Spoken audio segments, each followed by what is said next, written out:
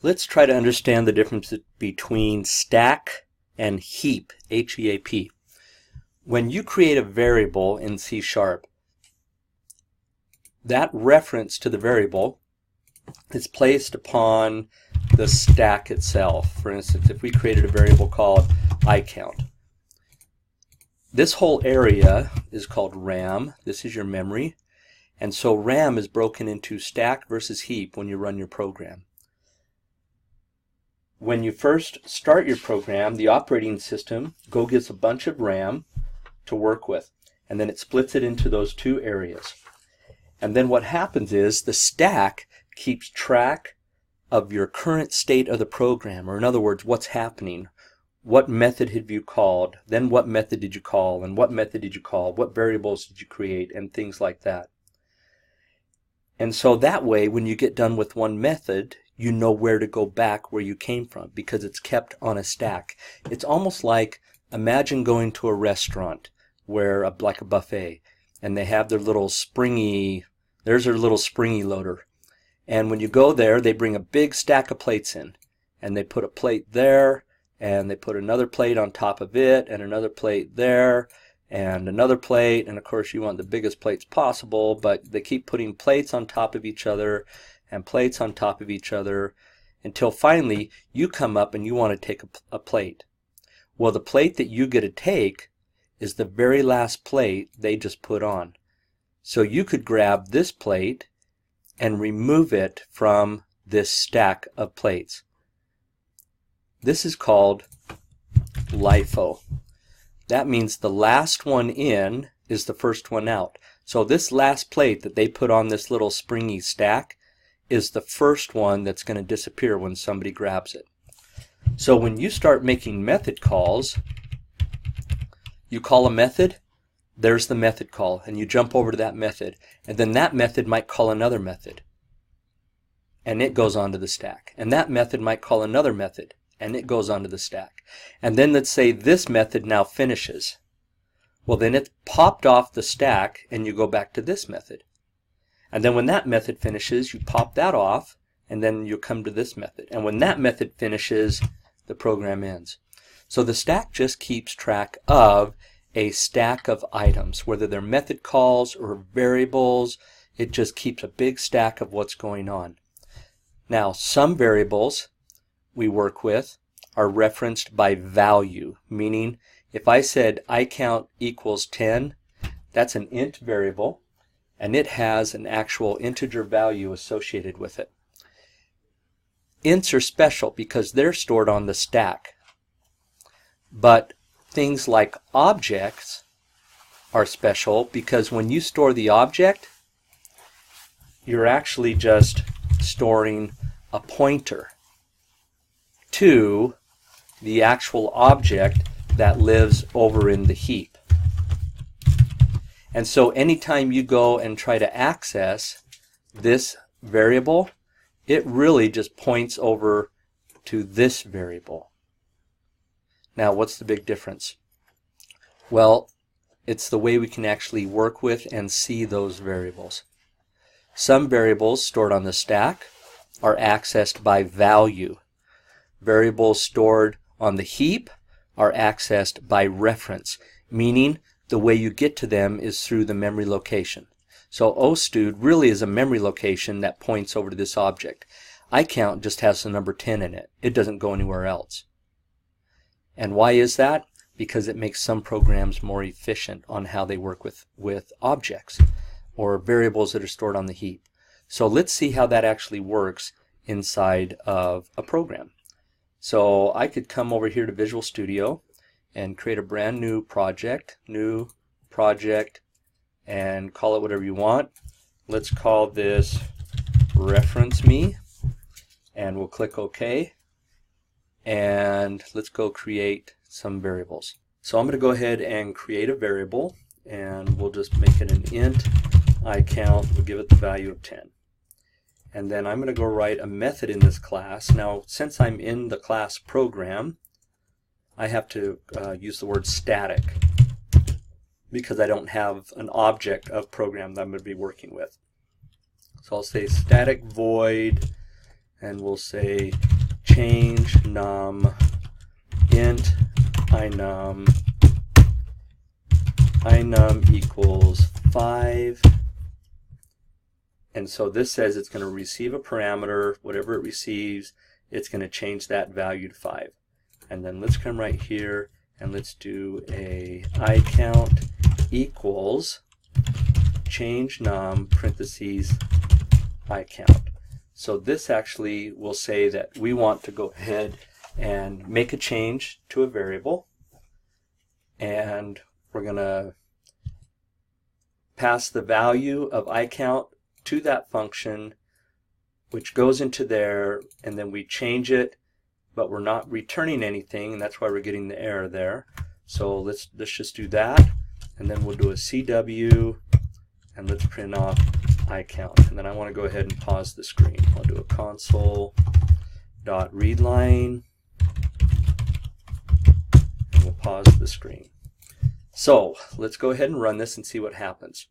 And let's set the debugger breakpoint, and let's start it through the debugger. So we're starting the program, and we drop into the main program, and we're going to create the variable iCount, assign the value of 10 to it, and then we're going to go ahead and call the method change num, and we're going to pass the 10 to it. See, there's the 10 that we're passing to it. Let's click on this arrow which says step into, and I'm going to go ahead and remove that. We'll step into. We drop into here.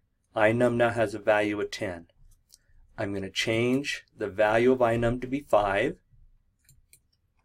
and then we're going to come back and print off iCount. So what do you think is going to print off? We passed iCount to this variable, and then we change the variable. Will 10 or 5 print out? We come back to here. iCount has a value in 10 in it. Now why is that? That's because this int iCount was placed on the stack, meaning the value is kept right there, and you work with that value so that when you change it, it doesn't really affect anything else. It doesn't come down into here. It stays back over here, but does not drop into change num. So the value of iCount, which is 10, gets passed. Not the variable itself, but the value. So 10 goes into there, we change it to 5, we come back, iCount still has its value of 10. And that's because int variables are passed by value on the stack. Well, let's create a different variable. Let's go ahead and create an object. So I'm going to come over here and I'm just going to create a brand new class, add class, and let's call this class student.cs, and we'll say that that student has an attribute called age, and we'll save that. We'll come back over to here, and now we're going to go ahead and say let's create a variable of type student. ostud equals new student, and then let's say ostud dot we need to come back over to the class and make that attribute public so we have access to it. Come back to here. ostud dot age is equal to 10, and let's write another method, static void change stud age, and we're going to actually receive a student object. We'll call it ostud. Well, we'll call it oobj. And in this one, we're going to say oobj dot age equals 5. And instead of doing the iCount, we'll just comment that out. I want to print off ostud dot age. Now let's see what happens here. Let's go ahead and run the debugger one more time. We're going to pass the student. Well, we need to change that. Sorry, we need to pass. We need to call the method first, and that method that we just wrote is called change student, and let's pass it the student object. There we go. And let's set a breakpoint. So now we're going to call the method changeStudeAge. We're going to pass the object we just made that has the attribute age with the value of 10. And let's see what happens. So here we are. We're going to drop down. We already started the program, set a breakpoint, started the program. We're going to drop down into that method. So I press that one. And we execute that line. Here's that student object we received. Let's go change the attribute to be 5. It currently says it's 10. We come back and we drop to the next line where we print it off. Look at that. The age used to be 10 and now it's 5. Well, why is that? That's completely different from my count. But that's because objects are passed by reference. In other words, it says that when I pass the object to this method, the pointer to that object in memory came down, meaning that whatever I do in here will change how it looks back over to here. So objects are passed by reference, ints are passed by value. Passing by value says you pass a copy of the data. Passing by reference says you pass the actual data. And if you pass the actual data, you now can change it. I didn't even have to return anything and I could change it here, because references are kept on the heap and values are kept on the stack. So how else would this work? Let's stop this, come back over to here, and let's create another variable. Let's call it, we'll do an int square bracket, and we'll just make an array of ints equals 1, 2, 3, 4. So we have 4 elements in this array, and let's pass that array and see what happens. Static void change array, and we want to receive a parameter, and we'll make it an array of int. We'll just call it AI stuff. And in here I want to say AI stuff bracket 0 is equal to 100. And then I'm going to comment this out, and now let's call that array and see what happens. Change array, and let's pass AI nums to that array. And then let's print out AI nums bracket 0. So let's see, we created the array. It's 5 elements long.